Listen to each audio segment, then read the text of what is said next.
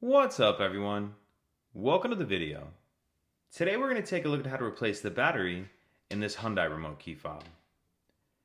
So this key fob is going to be for the Hyundai vehicles that do not have a push button start ignition and that also do not use a remote key combo where the key is actually attached to the remote.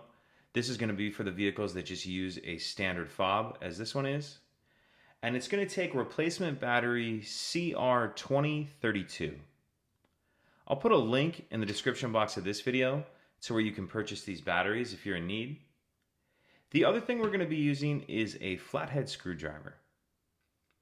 So if we grab our fob and we take a look at the top of it, we see this notch right here. What we're going to do is put our screwdriver in that notch and then twist.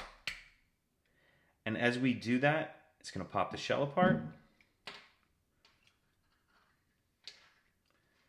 Once we get that shell all the way apart, we see our battery right here. And you can come from this side and use your screwdriver to help push up on the battery just to get it out of that holder. And once you get far enough up, you can grab it with your fingers and get it out of there. Now we'll grab our new battery, and we want to make sure that we're installing that with the plus side up. Like that. Once you have your new battery in there, go ahead and snap the two halves back together. And that's it. Pretty simple.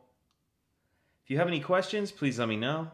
If you could take a second to like and subscribe, it helps us out, and I'd appreciate it. Thank you.